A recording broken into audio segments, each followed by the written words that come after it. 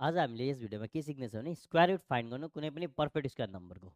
So यदि यहाँ हेर्नु सक्नुहुन्छ भने यहाँ दुईटा नम्बर ब्याक राइट ह्यान्ड साइडदेखिको दुईटा नम्बर काउन्ट गरेर अन्डरलाइन गर्ने। सो लास्ट डिजिट यहाँ 9 छ। त 9 यहाँ कुन चाहिँको पर्फेक्ट स्क्वायरमा हुन्छ, यहाँ 3 कि त 7 को। सो राइट द नम्बर 3 र 7 लेख्ने।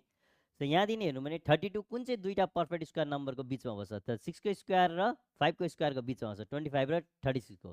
त सानो नम्बर लेख्ने। त 5 र 53 कि त 57। सो 5 into 6 30 हुन्छ। त यो नम्बर त्योभन्दा ठुलो छ भने ठुलो भयो तपाईँको एन्सर। सो एन्सर भयो 57।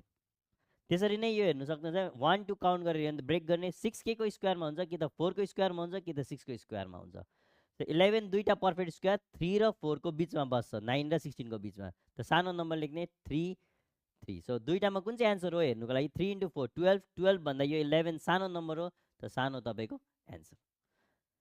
सेम त्यही प्रकारले हेऱ्यो भने 24। सो 24 यहाँदेखिको 1 2 गर्ने, लास्टमा 4 छ भने यहाँनिर 2 गर्ने। 2 को स्क्वायरमा 4 हुन्छ लास्ट डिजिट कि त 8 कोमा।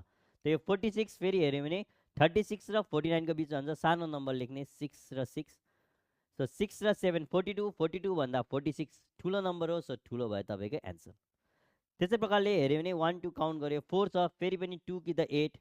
त last digit 8 last two digit 84 छ। 84 यहाँनिर 9 र 10 को बिचमा छ। त 9 लेख्ने सानो। सो 9 into 10 90 हुन्छ, तर यो सानो नम्बर छ। सो सानो भयो एन्सर। त यसरी हामीले कुनै पनि नम्बरको पर्फेक्ट स्क्वायर रुट खोज्न सक्छ, पर्फेक्ट स्क्वायर नम्बरको। Thank you.